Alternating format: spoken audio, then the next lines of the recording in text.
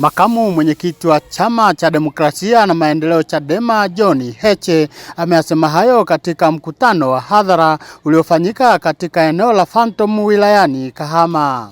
Lazima tubadilishe nchi hii, na sisi Chadema tumesimama, tunahitaji mtuunge mkono. Jisajilini kwenye chama kama walivyojitokeza Watanganyika kumwondoa mkoloni. Tutataka Watanzania mjitokeze kwa ajili ya kuokoa nchi yetu, tupate katiba mpya. Lazima tubadilishe nchi hii. Naye katibu mkuu wa Chadema John Mnyika ametoa kauli kwa wananchi wa mkoa wa Shinyanga kuendelea kudai haki na uwajibikaji wa viongozi wa serikali. Kuna mambo matatu tunayotaka: ukweli, haki na uwajibikaji.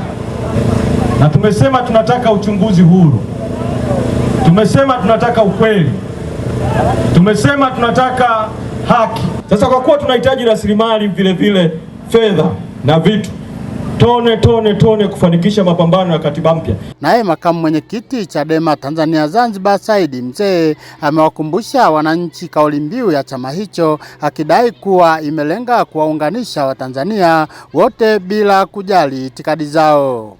Kwa hiyo niwaombe, kama kauli mbiu yetu ilivyo, Chadema ni tumaini la Watanzania.